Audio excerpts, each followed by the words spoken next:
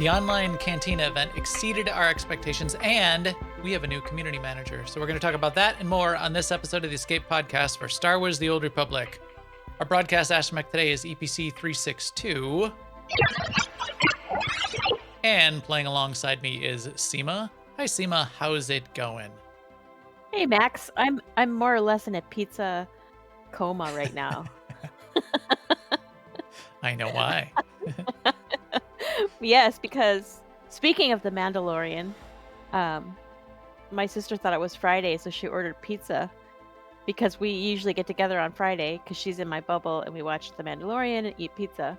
And so she said, do you want to eat pizza even though it's not Friday? And I'm like, yes, I do, because pizza is like my weakness. So I could have eaten like a reasonable amount of pizza or a small amount of pizza, but I didn't. I ate my fair share of pizza. All the pizza, exactly. But I did manage to stay awake all the way through ops. So now I'm going to, if you let me, I'll doze off. But anyway, but this week in SWTOR, I'll just say that we went and did Terra from Beyond at MFN, which was really fun. We did the tank fight, which is really challenging, especially when we had two people who had never, maybe three people who had never been in. We didn't do Terra from Beyond. We did Explosive Conflict. Yes. We visited Oh my gosh. Kefis. BC will be like rolling around in his car when he's listening later. It was, yeah. I knew it was Explosive Conflict. I just said TFB because I wrote it in the notes too. But anyway, so we did the tank fight in 2 tries, which is not always happen that way. So that was cool. And we finished the whole instance. It was like about 6 or 7 minutes after, and we got to play the part where the air support comes in and shoots us. Mm-hmm. My favorite. And I do that with all the new people. I make them. In fact, I made somebody click the 2 consoles at the end that open up the shield, and then played it up that our own bombers are coming in and bombing us. They didn't even wait for us to get out of the compound before they unleashed their firepower all over the top of us. Come on, guys. And then we did our weekly jaunt into Veteran Dread Palace for our ops night tonight. Although I'm ready to try something else for a while now, I think. Well, I want to go back to Duxon because we keep trying to. We haven't seen Apex Predator gear in months because I guess it's only drops in Duxon. Yeah, I guess. And Kai Zykin finally has a piece of Apex Predator this week, and it's a piece that we all already have. So I have 4 of 7 of. But as soon as I get 6, I'll try out Arsenal again. So So yes, let's go back to Duxon. The other ops team was in Duxon tonight, and then I was a little jealous.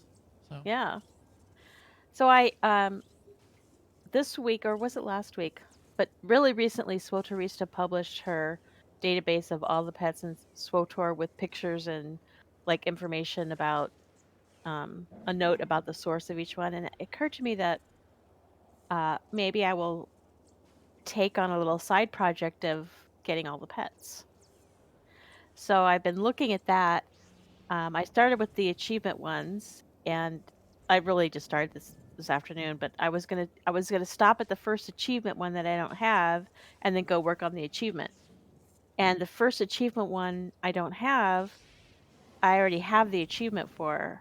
So that reminded me that I need to, I guess I need to do it again on the character that I want the pet on. Because they're not in collections, because they're not cartel market, right?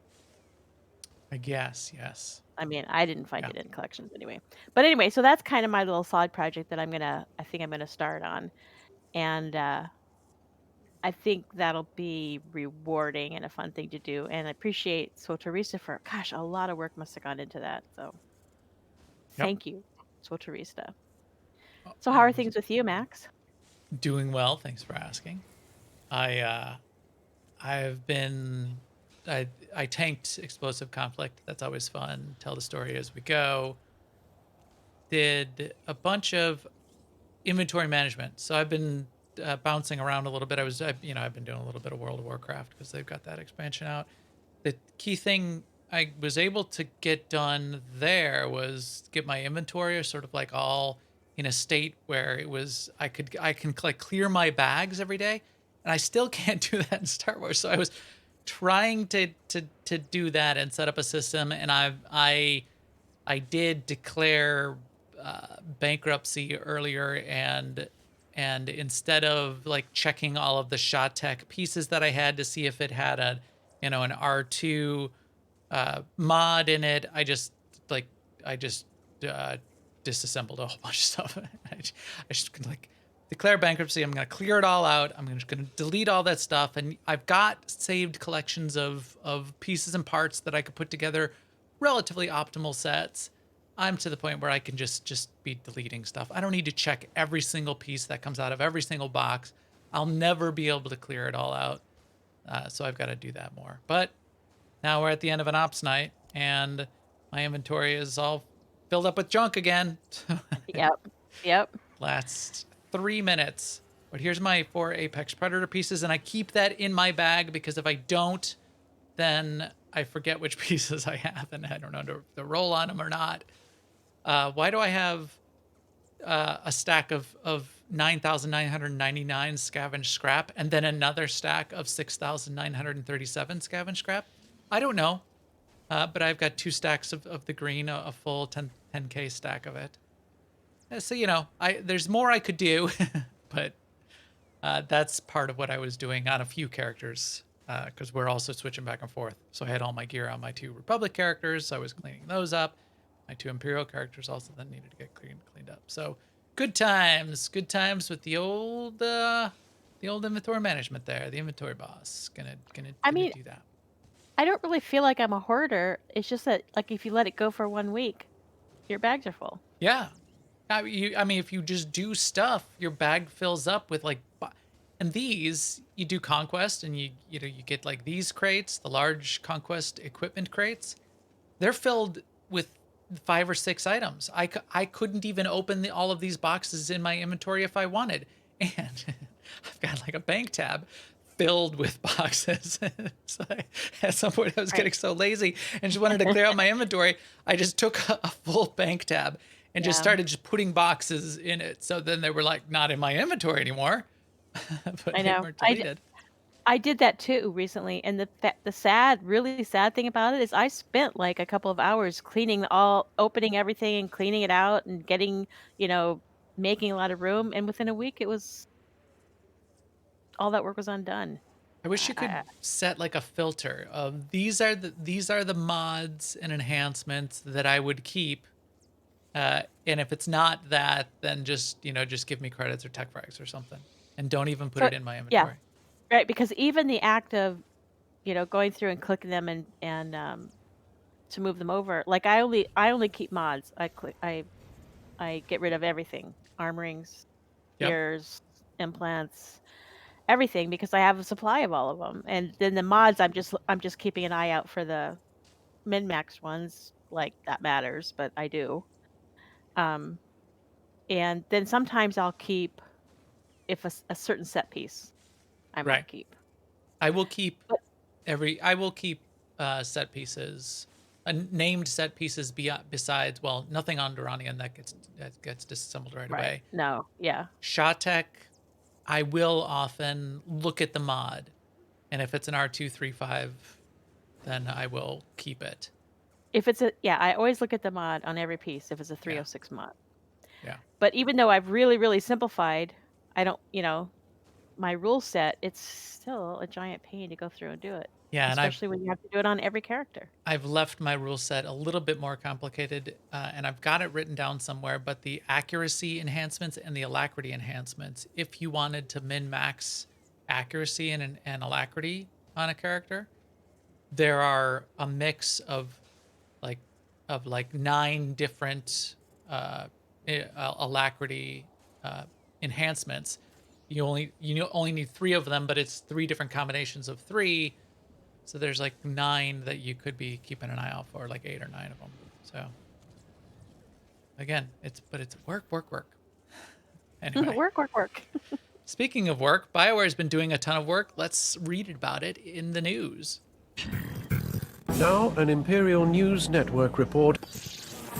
First up, as we tend to do, the bug tracker. Hi, Natha. Great job in the bug tracker. There's been some interesting things in that. The bugs themselves are not all that interesting. It's just normal kind of bugs.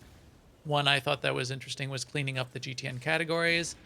But if you look at the bug tracker in general, there's a really cool little thing going on in there that would maybe make you want to participate in this, talking about bugs and problems that you're having and interacting in the forums in a positive way. If you look in the BioWare dev tracker and you look under community team, which is Natha posting about these bugs, there's like 4 or 5 of them in here where she's responded directly to the people, and the answer is your issue is now fixed. So it was, one of them was, I'm a subscriber, but I'm coming up as preferred when I log in. So this was fixed for that particular individual. And then the rest of the answer is, if anyone else is encountering this problem, you need to call the support number or support at SWTOR.com. Yeah, so obviously they're not going to do this for everybody, but if you're engaged and you're posting some of these bugs and it's a significant thing, maybe it'll even get fixed for you directly. I thought that was quite interesting, quite cool. Also, there was an article, like Max mentioned earlier, about the making of the gear that we have in the game now that was inspired by the show The Mandalorian. In fact, that's the gear that Max is wearing right now. So it's like a blog post, and they go through. They sort of start out by saying what the term "inspired by" means to them, and they explain that they don't intend to make exact copies of the show because it wouldn't feel in context if, several thousand years before the events of the show happen, the exact same look of something existed. So that's their take, and that's their take. So then they showed some concept art and some about the process and how they came about to do some things. They show some of the animations that are in the helm and the wrists, the bracers. And then they also give some interesting process detail on how they came up with the pistol model. It's based on the one in The Mandalorian, which is based on an existing pistol Show in props, our yeah. world. Yep. And the World War II weaponry that they originally rented to make some of those props, for episode 3 in particular. Yeah, and they did a great job on both the design and the in-game model. I completely agree. Right. And then they made some comments about how they came to put together some of the textures that they used. It was really an interesting article, so I Very recommend. detailed, some great drawings. These 3D renders that they put in here, I love these. They're very cool 3D renders. I wonder if obviously they must have just modeled it 100%. If you look at like the cape part, this looks 3D modeled, all the folds of the cape. In game, there's not enough polygons to render this all as a 3D model, so some of that 3D model will end up as like a texture, an image texture. So if you look at the front of the folds of the cape here, it's really just flat, and then the image is overlaid as an image model on top of the flat texture. But the 3D render has it as full 3D folds. I would love to get my hands on these. You could then print this. You could 3D print the model and have all of this detail. That would be stellar. And I wonder if they have this for all of the things that they design. That would be really, really cool to get your hands on. And there's a great picture near the end of one of the artists, the surface of their coffee table, because that was the inspiration for the wood grain that went into the stock of the rifle. Yeah, Other parts too. Yeah. with the little Ewok action figures Yeah, sitting on right. it. Right, for scale, apparently. But yeah, so then if you look at the wood grain on the weaponry itself, they took again, they took a sample, and that's what they used to make the mapping onto that polygon model. Really, really cool. So very detailed, very good, and the explanation of the process is consistent, and and I think they've got an appropriate vision, and I respect their vision.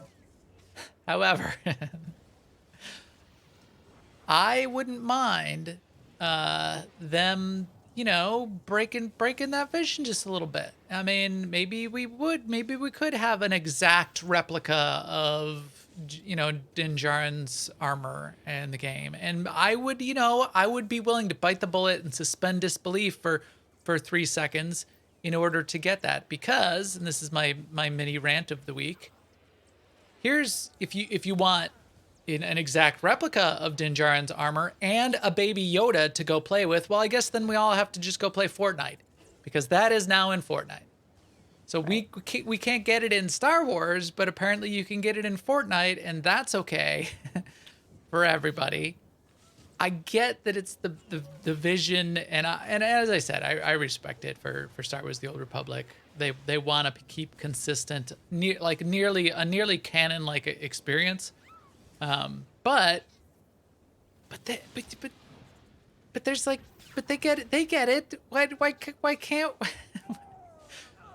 Right. I mean, even the little baby Yoda, we could definitely get one of those. It's not like that species doesn't live for thousands of years, and it's not the child, but it could be a child that follows us around as a pet. Right. So maybe not Din Djarin's exact armor. Fine. You're not going to do a replica of that armor. Okay. All right, I'll give you that one. Although we basically got a replica of his rifle. So give it to us. Yeah. Why don't they at least give us? It just seems, I don't know. Baby Yoda, please. And yes, the Yoda species is in Star Wars: The Old Republic.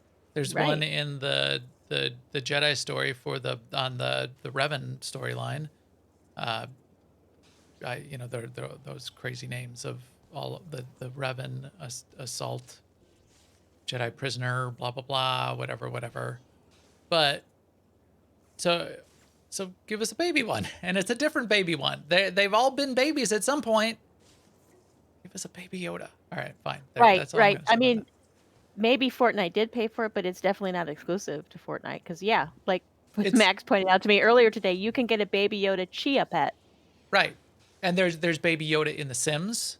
There's, Baby Yoda is lots of places, and Seema and I were debating this earlier. I bet that Fortnite didn't even pay for this. It's cross promotion, because if you look at the bottom of this post, what I expect is Disney is trying to get up their subscription base on Disney Plus, the cross promotion and access to the Fortnite customer set. That's usually the way these kinds of things often work, that kind of cross promotion. So I don't think any money is changing hands on either side for this. And they get a baby Yoda in Fortnite. Of course, Fortnite even got Rise of Skywalker, the return of Palpatine. Spoiler, Palpatine comes back in Rise of Skywalker. The return of Palpatine and Palpatine's speech and announcement that he was back, and this canon piece of the storyline and story arc appeared only in Fortnite. So I've got other problems with Fortnite in general, but and just around Star Wars, and I think I'm justified in that. But give us the stuff. Give us the baby Yoda. Give us a Din Djarin's what's the name of his ship? I'm all riled up. I can't even remember. Razor Edge. Razor Crest. Razor Crest. Give us a razor. Give us an exact replica of the Razor Crest, little one flying around as a pet. Who cares? Who cares? It's an exact replica. And then this they're not gonna like look in the game and go, oh, that's not canon enough, right? It's it's the video game. All right. Anyway, what what What about else? Conquest Reset timer this week, Seema? I just want to say you said it was going to be a mini rant. I did. That was a full-on rant. Just saying. All Okay. right. Um, I'll also tone this it down week a notch. we're getting an update to the Conquest Reset timer to match other weekly resets. So if you're used to the Conquest timer being at 2 p.m. Eastern around that time, it's now going to be at 7 a.m. Eastern. So Yes. 7 a.m. the previous week's Conquest will end at 6 a.m. Eastern, so that there's that hour where there's nothing going on.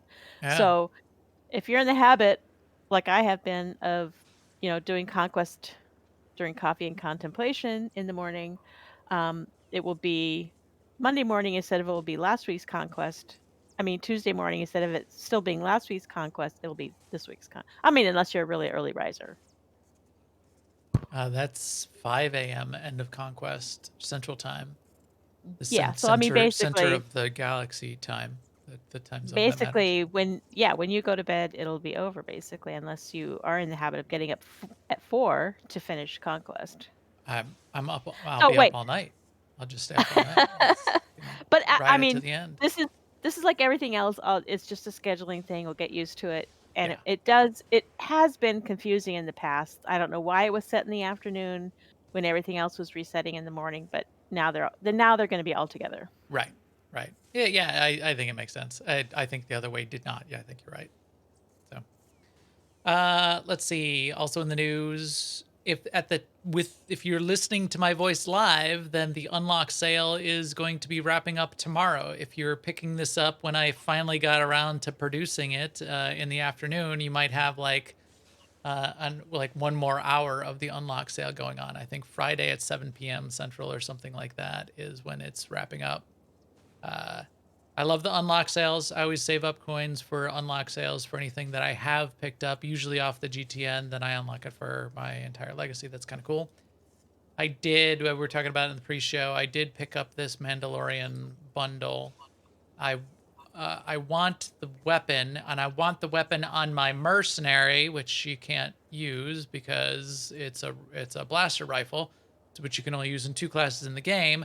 That's that's just a mini rant, and so that's as much as you get out of it.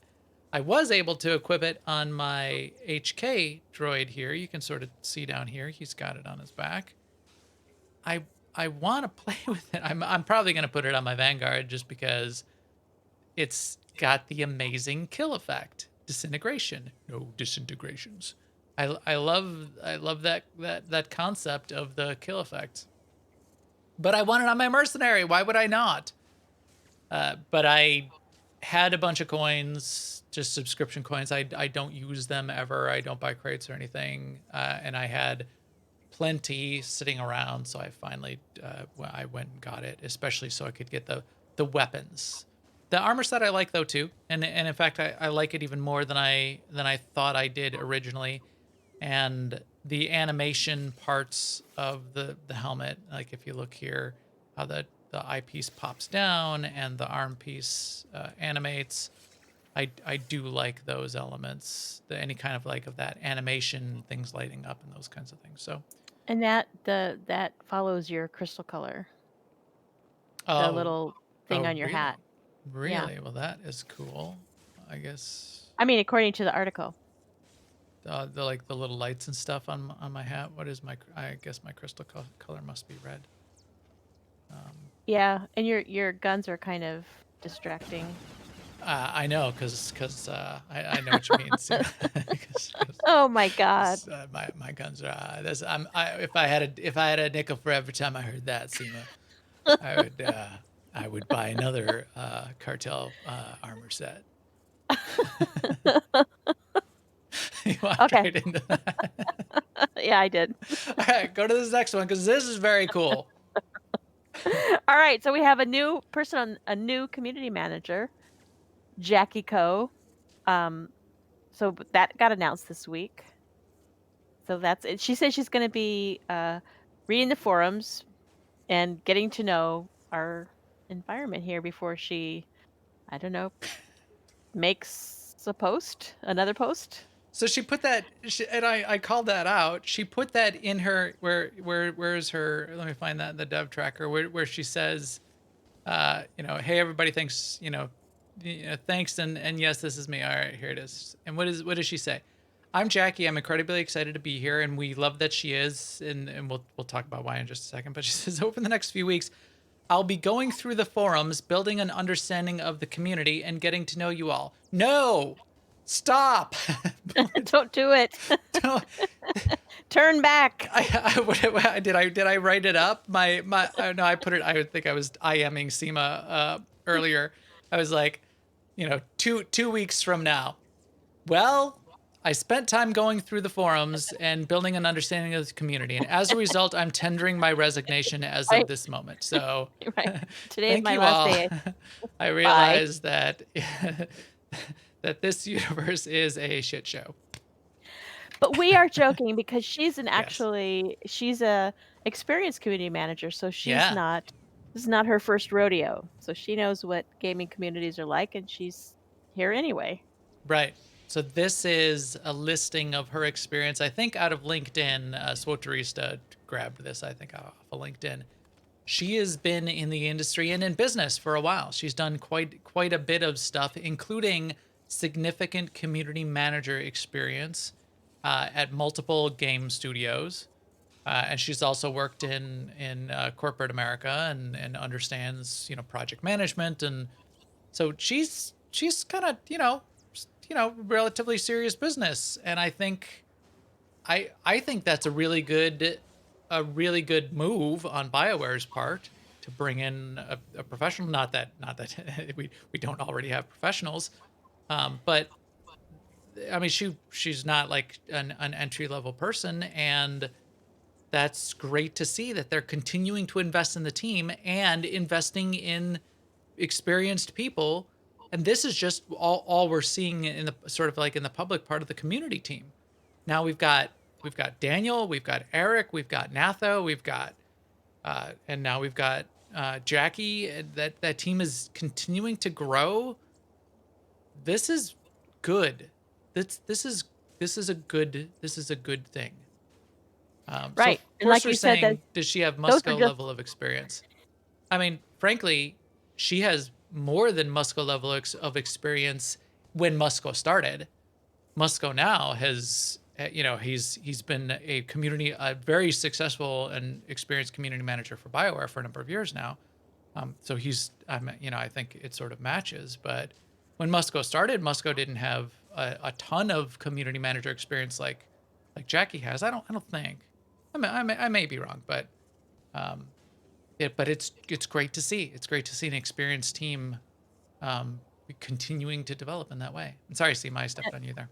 well, I was just gonna say, like you said, and those are the only the people that we know about because they get announced because they're community facing. Right, right. And each time we see one of these interviews, I'm on this weird Comcast schedule. They just kicked me off the kicked me out of the server. That's what I get.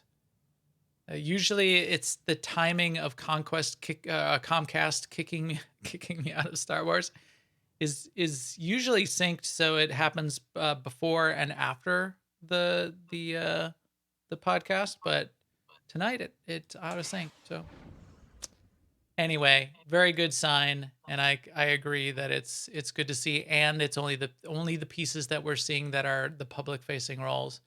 We've seen a couple of the interviews where they've done interviewing additional people on the studio side, and we're hearing new names all the time, and I think it's great. I think that's really good for us as players of this game and supporters of this community to see the team continue to be invested in this way. So good. Good. On the flip side, Right.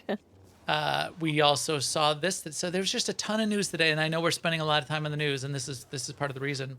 And so the chat room just brought it up too. At the executive level, there was a little bit of a shakeup. So a couple of the senior executives, so Laura Melee, the chief studios officer, sort of the chief executive of overall of EA, said that we did have a couple moves at the BioWare executive level. So Casey Hudson, GM of BioWare, and Mark Dara, executive producer of Dragon Age, out of the BioWare executive level, are moving on. And the way it's framed is they've decided to move on from BioWare, and Laura wants to personally thank Casey and Mark for everything they've done.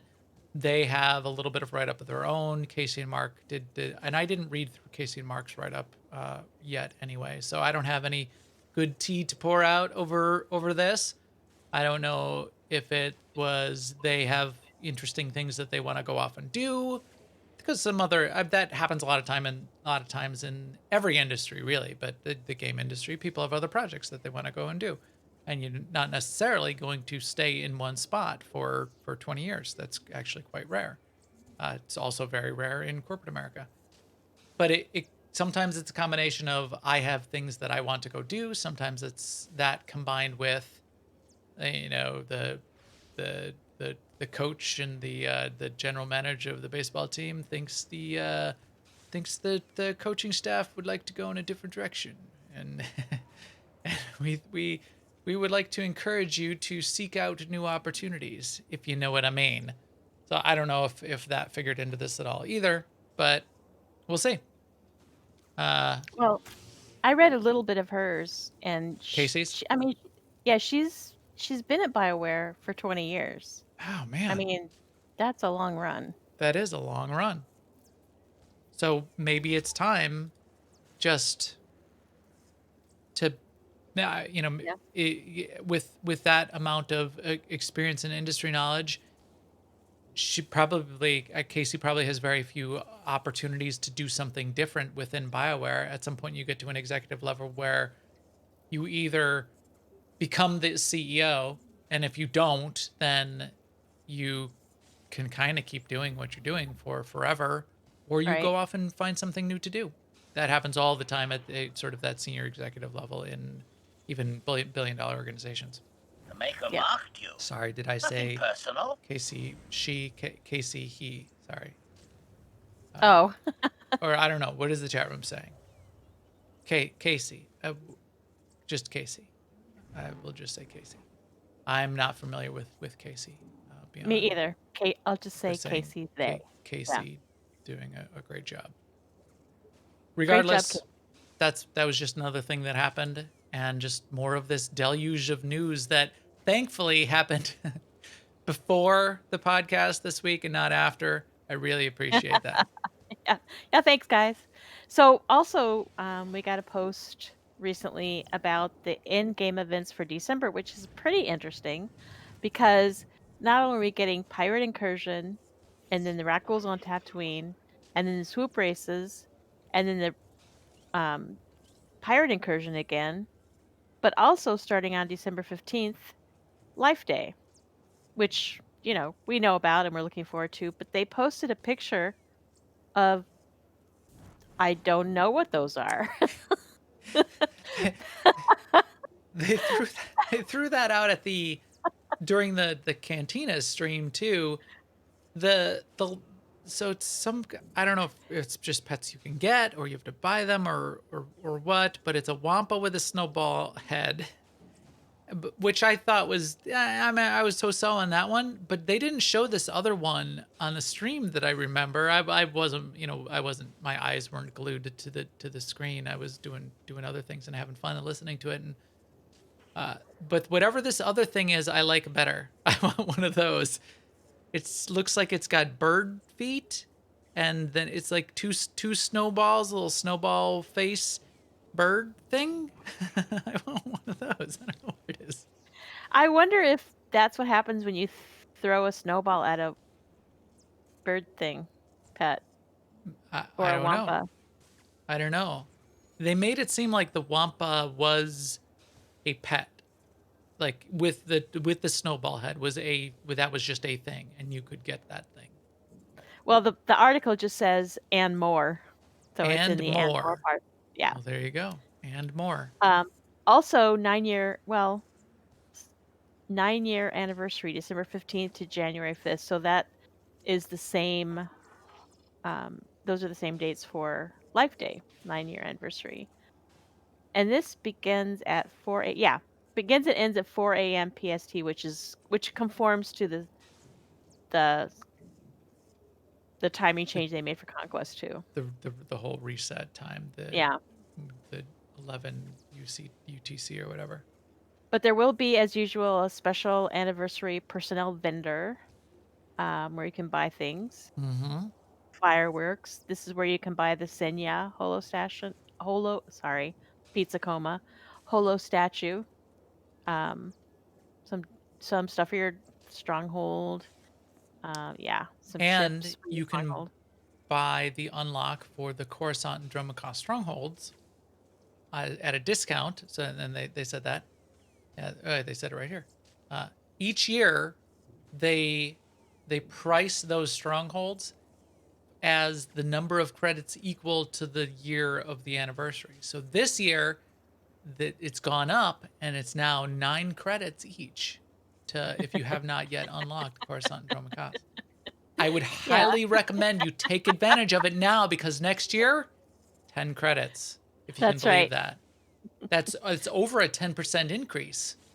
That's rising faster than the rate of inflation. So That's the real estate market for you folks. So there's for, should begin. for the 6-year anniversary, I actually did make a point of going on other servers and buying Coruscant for 6 credits so that I wouldn't have to pay 7 credits if I waited a year. Roll a character on every server and well, because we didn't know if it would ever come back. Now we know that it will always come back. So now I will never do it. But if I've got infinite time, then I wait until the end of infinity to do it, whatever the thing is. But yeah, do it now. Otherwise, that 10 credits is going to break you. I must break you. And not to bury the lead, but the final big point of news, which came out the latest of all of the news items, that is that we finally got a date for update 6.2 and much sooner than anyone expected. So it's coming out next week. It's going to be out Yeah. on Wednesday, December 9th. I was surprised. Were you surprised, Emma? When did you think we'd be getting it? I thought no, I wasn't surprised. Seema is spot on with her estimation of the production schedule. I don't know about that, but they have to get it in, they have to get it in so before Christmas, before the holidays, before people disperse. I know, but you know, You know. the 15th, the 18th, the Yeah, right. 23rd. Right. They have to get it out That's next week so they still. can fix it on the 15th, says Forrest. Yeah. Well, I think it was a really good move on their part, so that they have another week or two before things really start to slow down, and they would like to take a little bit of a break and go home. Right. Getting it Right. out, So that I think it was a really good move. I agree. I personally have work stuff this month that's going to be pushing me to through the end of the year, because it's a January event that we have. It's actually the second half of January, so we can do a little bit when we come back too. But I can't really get around it because it's an industry event, and that just happens to be when it is. Yep. Galahard put in the chat room there, Cantina livestream 2020. From what I understand, that should no longer be working. They said that it would be done by this time, and that's why I didn't have it in the show notes, but you could still try it. People did have quite a few problems trying to get it to work. It seemed like something was either broken for parts of it, or if you had all 4 of the Coriolis mounts that were associated with the code, then it wouldn't unlock properly, but you didn't need it to unlock anyway since you had all of the mounts. Yeah, I think that the original expiration date was set wrong, so they had to issue a new one. That's all. All right. All right. All right. In guild and community news, um, We a probably. Oh, go ahead. yeah, Your turn. Your turn. I was gonna do this. Throw this one Yes. in there. A key content creator, a buddy of ours, Avi, has a streamer, and everybody probably knows her. She's been even hosted by Star Wars before.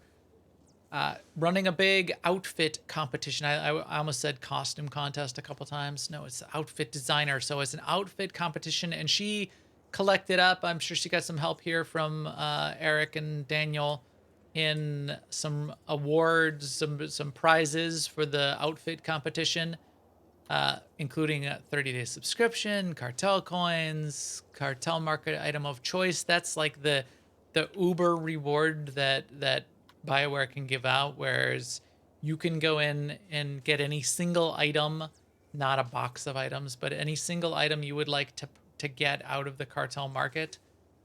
They'll grant that to you, which is really kind of cool. Now, between now and December 14th, she's taking entries. You can look at her Twitter feed at AVIRIIA on Twitter, and she's got a link to a YouTube video, and it's pinned on her Twitter feed, so you can figure out what you need to do to submit your competition, your outfit. Let's see what. Let me. I think I've got a good outfit. I will submit. Not that one. Not that one. I know I've got one perfectly. Here, there we go. This one. This is my outfit. This is my Uber. I think we had ugliest costume, ugliest outfit day, and this is what I came up with.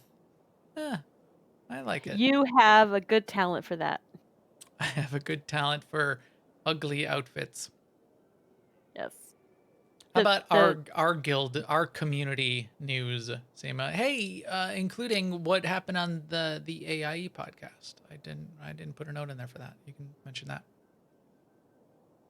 You mean because we were on it? Yeah, because we were on it. That's really not newsworthy, Max. Well, but we just a shout out to the AIE podcast. So if people don't know, our whole gaming community, LA Yacht S, we cover tons of MMOs.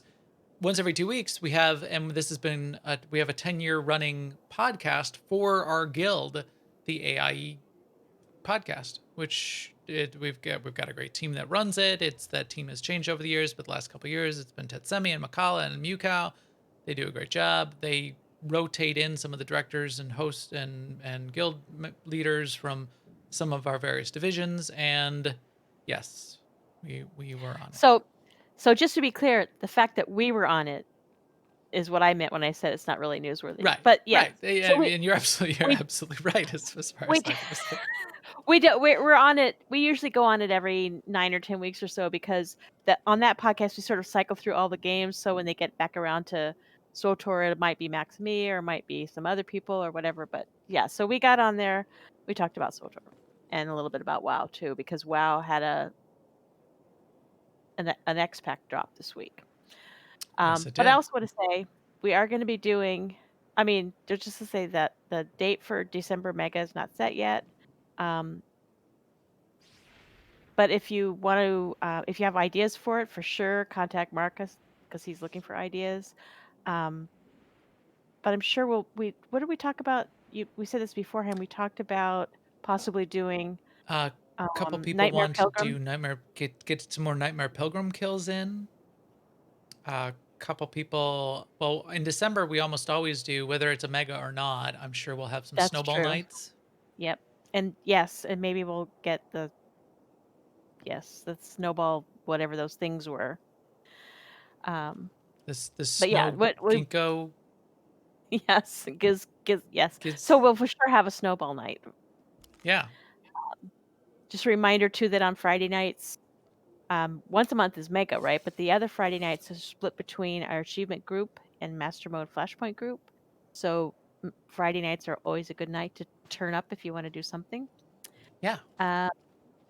And Tuesday nights are another good night to turn up because that's when we have our open guild night where we do sometimes operations, sometimes we run around doing achievements, sometimes we do killing, like things for conquest or try to like Datacrons. we just recently went through the entire HK-51 quest line. We just finished that, and that was so a variety of things, but oftentimes operations. So if you've never done operations, this is a really good way to get exposure to them.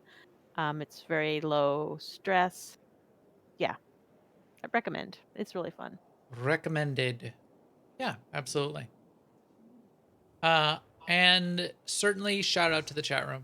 I really appreciate everybody in there posting the notes, keeping us straight, correcting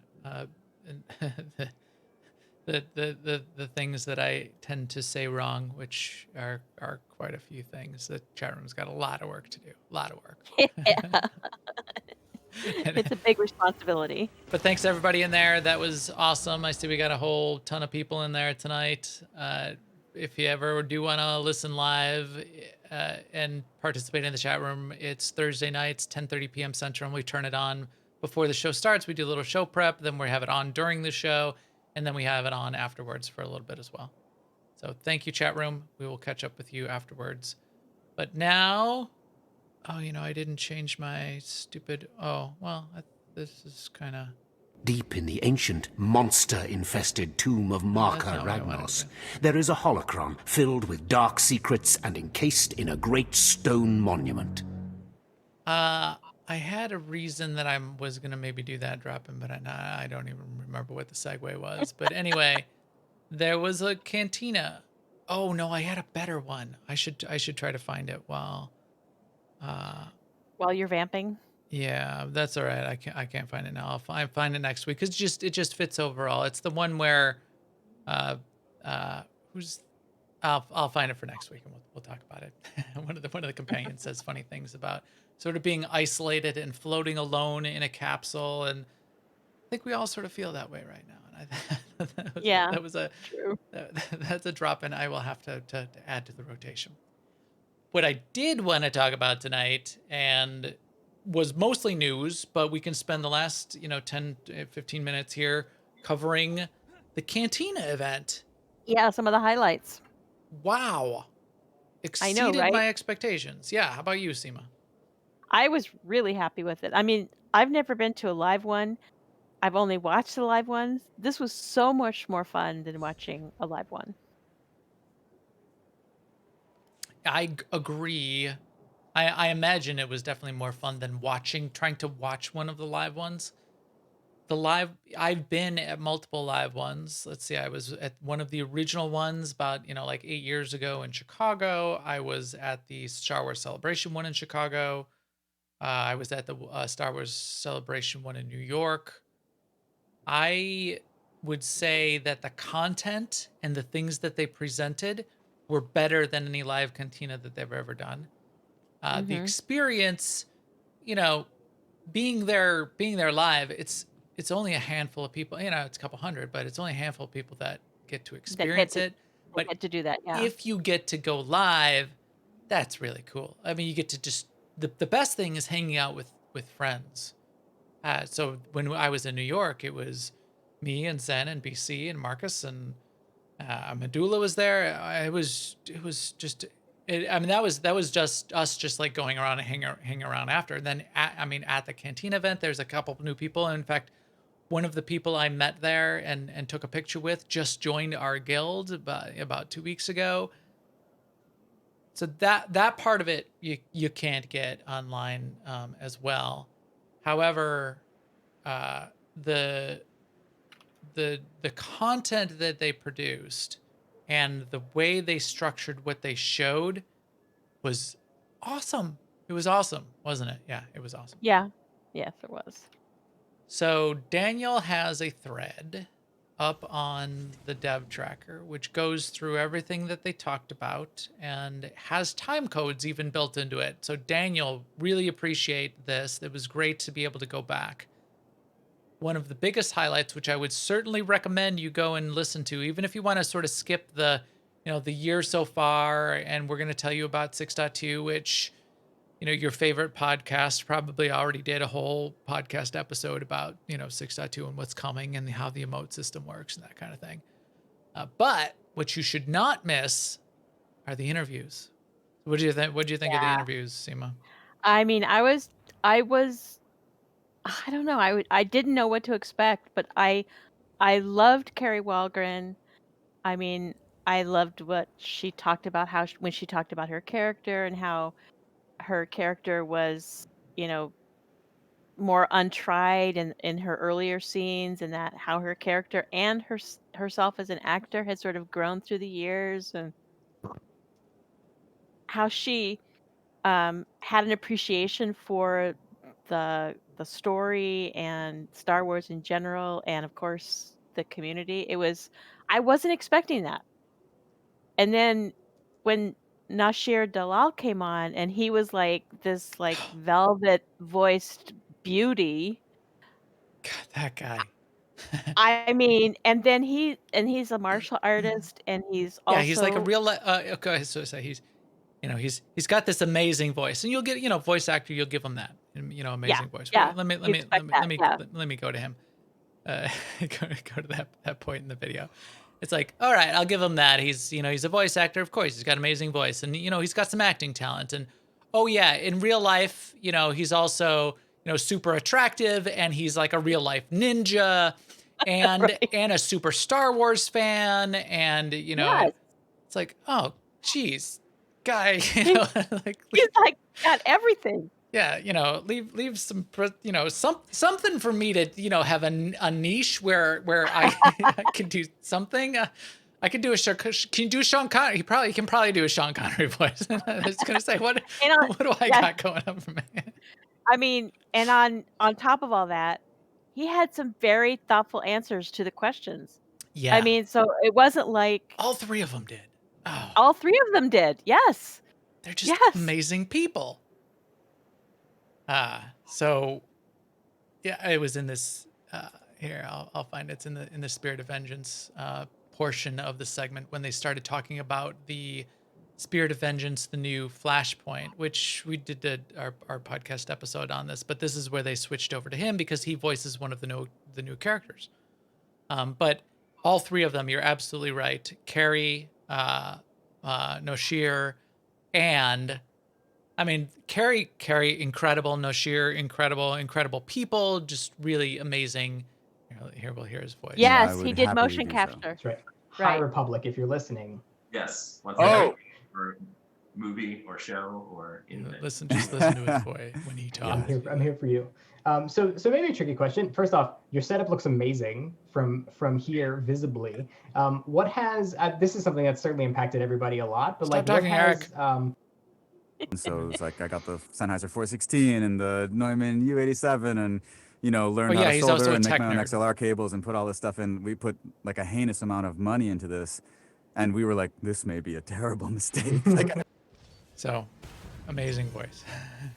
But my favorite, of course, who was a favorite of mine even before this, of course, and I know he is a favorite of yours as well, was Darren DePaul, The very special Darren DePaul.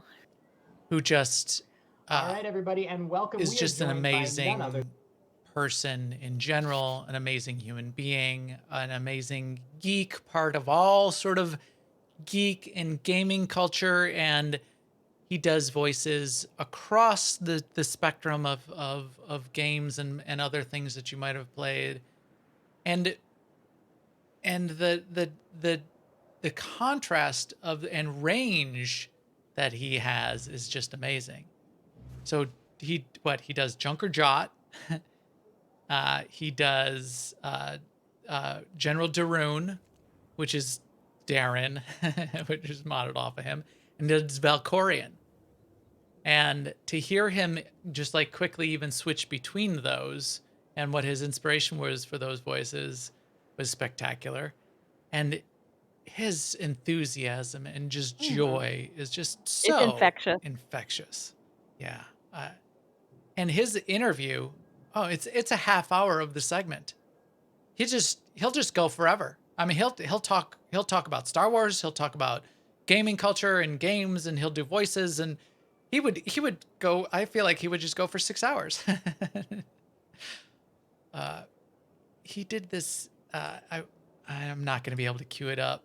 He did this really amazing thing by the end where he started talking about the contrast between Junkerjot and Darun and Valkorion, and ad-libbed on the spot, basically to sum it up in each of their voices. He was like, yeah, and they're all so different. It'd be like, Junkerjot, he'd be like, at the first sign of danger, I'm out of here. And then he pivoted that immediately into, but of course, Darun would be, at the first sight of danger, I'm there on the front lines with you, champion. And then he switched over right away into Valkorion. At the first sight of danger, you realize it's me. And and he gives you chills to hear him say that. And he ad-libbed that segment and threw it out there and just plays with it and plays with the audience. And you saw that he was, by the end even, he was willing to keep going. And Eric and Charles are like, I guess we gotta end sometime, but I don't know. Maybe we should just go all night. And on top of all of that, like, he just casually reaches out of the frame and pulls some of his action figures that he's had since a kid. Action figures, and talks about his history with the geekdom and how much of a fan he is. And I couldn't tell. It looks like he was like standing up the whole time, and he's wearing a suit. I mean, he is on point. He does not hold back. He is such a pro. I met him in person in New York. He came to the Star Wars Cantina in New York, and he hung out with everybody, just in the middle of everyone, there all night, just with us all, willing and talk to everybody, just hung out casually, had beers with us all. It was just so fun. So just an amazing person.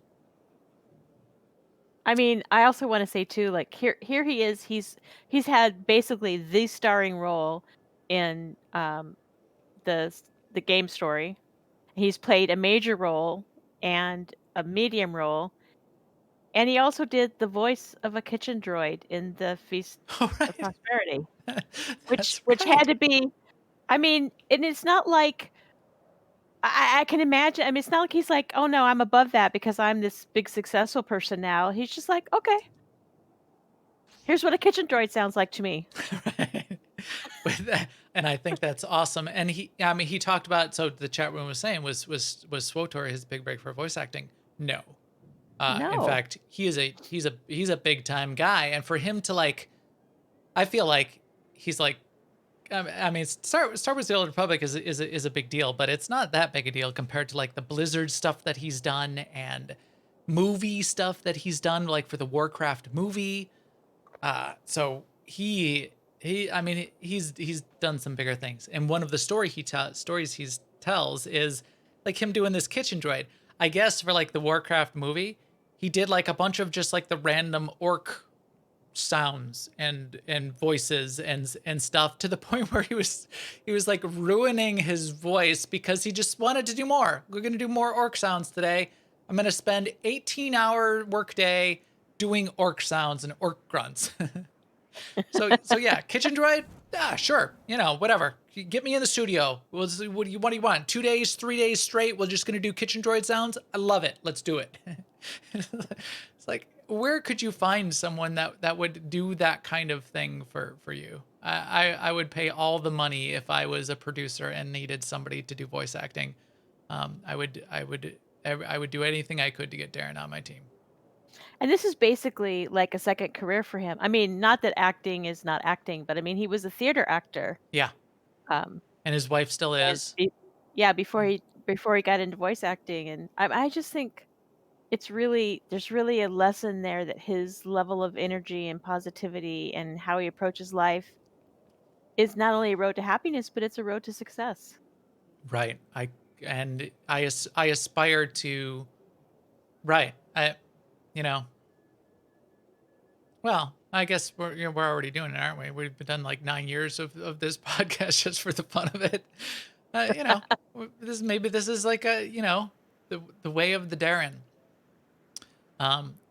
Do you know the way of DePaul? Apparently we do, Yeah. Seema, because this is what we're doing. Anyway, those 3 interviews were basically worth. The Yeah, price that of was. admission. Why? I Yes, was they gonna were. say that, but that they were worth way more than that. There's Carrie Walgren. Yeah, Carrie, who amazing person, and it was so fun talking about. And I hope people sent her pink lightsaber crystals because she was asking for it. She did a little side discussion on that, and again, all 3 of them just really cool people. I mean, you expect that their voices are good and they can do good voice acting, but see, they changed. Did you notice that they changed from the first half of the interview to the second half? They Oh. changed the lightsaber to pink No, by the I second didn't half notice that. for the Jedi there. Nope, I missed that completely. Yeah, so Nice. super cool. And the rest of the stream was great too. I mean, we had Keith on. We had them go through. Rigged. I wanted to also mention we had Emily. Yes. Oh my gosh. I put it in here. Where did Aaron. Aaron Wentworth. There it is. Yeah. Aaron, who I didn't know before. Again, we're talking about the team and people we know and people they're bringing to the table. So Aaron Wentworth, one of the devs and designers, specifically worked on things like the login rewards, and she talked through it on the stream. It was great to see Aaron, and Aaron was a great addition to the team, and great on the stream. Aaron's one of the gameplay devs at BioWare, so it was cool to get another face and add that in. So I want to do a shout out to Aaron. That's just more of that. What we were talking about when we were introducing Jackie is it's a great team, and there's more people there than you realize, and they're continuing to support and grow that team, and that's only good news for the game. So that this is reminding me too. I mean, if you haven't seen these yet, it's worth watching Carrie's interview just to hear her comments about Charles's hair. Yeah, Charles, you could see Charles blushing through the camera glare there. She was quite complimentary of his and he really, I mean, of the full, you get into where he was showing it off on this is in the recorded videos. They were separate, but see, it's too small there. Where did I had him in the beginning in big, didn't I? Did you see he had like his hair down? I mean, he looks like a Jedi. he's got like the big beard, and he's got the long hair, and he had like the back of the hair down and the front part pulled back, and he's wearing the Jedi robes. He had it going on.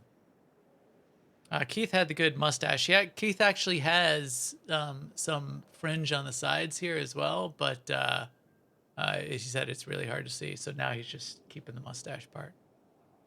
But Keith was fun. They went through the things that we expect, like, hey, what happened so far? They went through what's coming in 6.2. And then the one thing I did also wanted to touch on was at the very end. So two things at the very end. One thing was Keith nearly spilling the beans on what's happening for the 10th anniversary, but almost, but not. So what he said was, he started goofing off with Eric, and I'm sure Eric was under pressure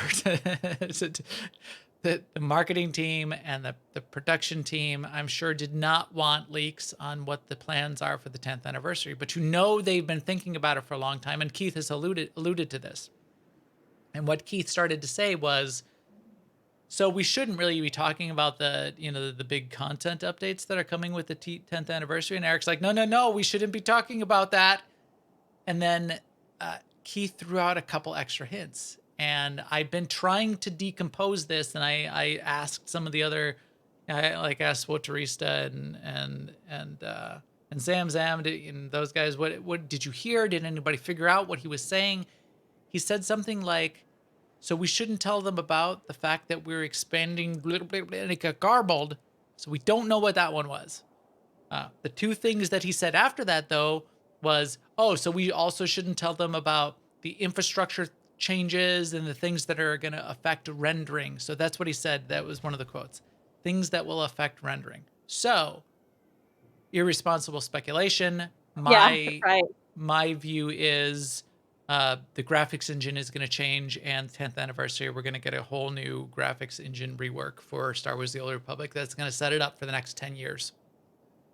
That's where I'm at with that sort of like hinting that he's got going on. What about you, Seema? What did you get out of what Keith is saying there? I got nothing out of what Keith was saying. I mean, really, if it was going to be a new game engine, I don't think they would say things that will affect rendering. But I actually don't want to peel this back because it's just so speculation, so much speculation. But yeah, I do think that does make it seem like they're going to improve the engine. Maybe they've got some money to invest in the engine, but I don't read that as a new engine. We'll see. I want them, now that we're on the topic, I want them to take Amazon's Lumberyard graphics engine. Of course you do. Yeah, and that would be awesome. And take like that 3D rendered model that we saw in the modeling of the armor, and implement that in Lumberyard and make that 10th anniversary Star Wars: The Old Republic. Oh, I know what it is. What is it? What is it? Hood toggle. Hood toggle. You know what? For better or for worse, that would probably make, that would probably blow the minds of millions of Star Wars. That would like exceed sales. Everybody who left in the beginning would come back to the game. That would be huge. Yes, Seema did it. That is what it is.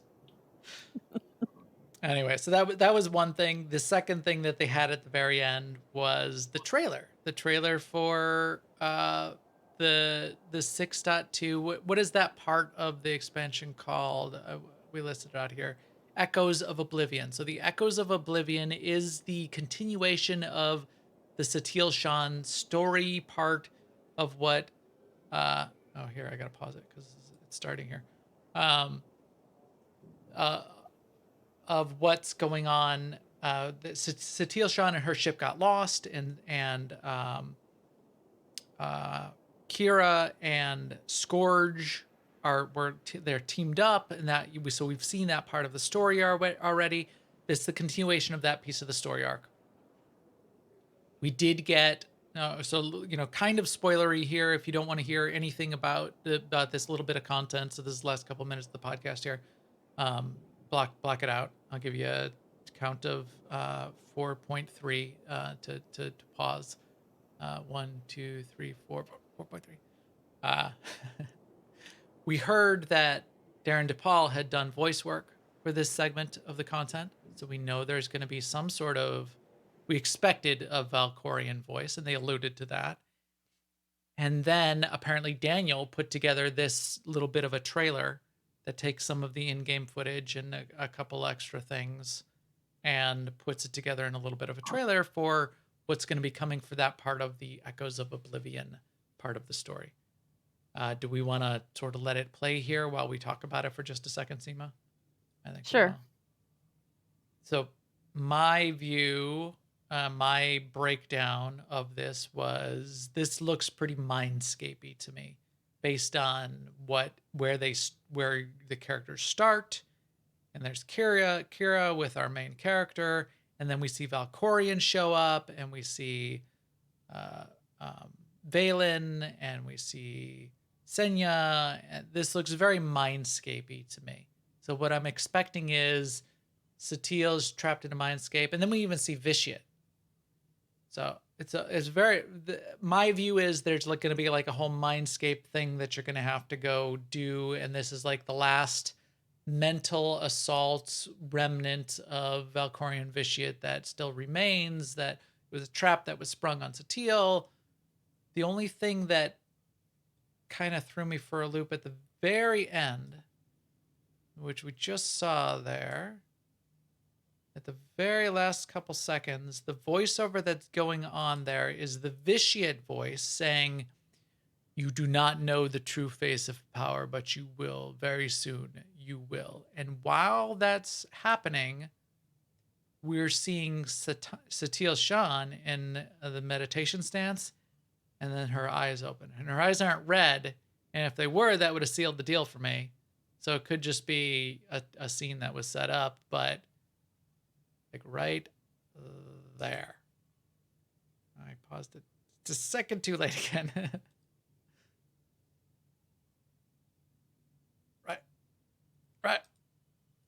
Right there. So, so you think it's like you will know true power because I'm going to give it to you, and then you'll be dark side?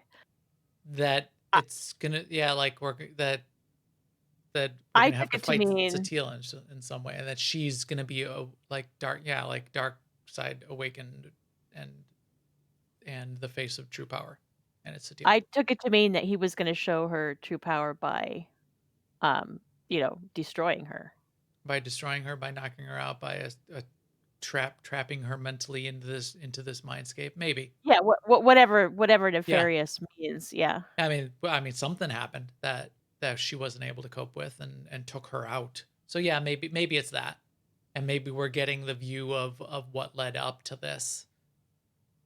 But In any event, Dan Steed has really shown he's got a knack for this kind of editing of resource, because there's like so many, there's like millions of assets and millions of seconds of cinema that you could, game cutscene stuff that you could go to, and to be able to put this together, I'm pretty impressed. Right. Yeah, I think it did a good job. He had to have some editor skills, and the editor skills make or break movies. You want to look up Folding Ideas on YouTube. Great video series that goes into the production of movies. Watch Folding Ideas and his video breakdown of Suicide Squad if you want to learn about good and bad editing. And Daniel did some good editing, so good job. So yeah, that was it. Daniel did post a follow-up that said, "Hey, we liked it too. And until we can have more in-person events, they're going to have more live stream cantinas in the future." I'm happy with that. I think they should do that. And I almost think that even when we can do the live cantinas, they should have this this level of content for the viewer at home again. And they even talked about should we do more of these kind of voice actor interviews? Yeah, all of this was great. Let's do more. Yeah. I'm all for it. Yeah. I mean, I wouldn't mind an interview with the voice actors that do, the aliens that don't speak. Right. Yeah, it's like, what's that like?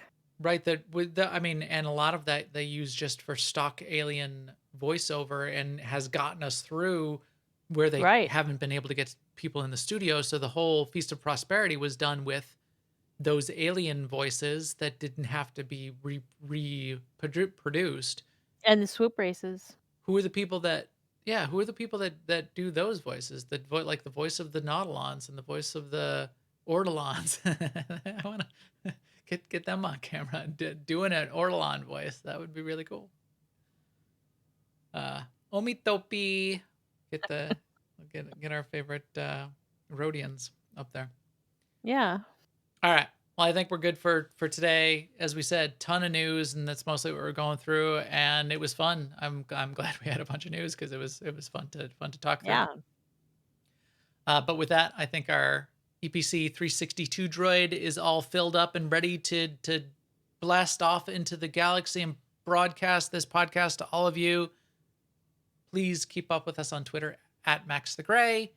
And if you know any people that should be playing with us, tell them to come check out the podcast. Tell them to come check out our guild at aie-guild.org. Our podcast is on YouTube. It's on twitch.tv/New Overlords, YouTube/New Overlords. It's on newoverlords.com. It's a great way for people to come learn about a guild before they sign up. And that's a lot of the way that we get people to hear about Star Wars, to hear if it's worth coming back to, and to find a place with like-minded people that can help out getting you back into the game. So check it out, aie-guild.org. There's a Discord link in the upper right. We're on the Starforge server. We would love to have you. And with that, we will talk to you soon. Later, everyone.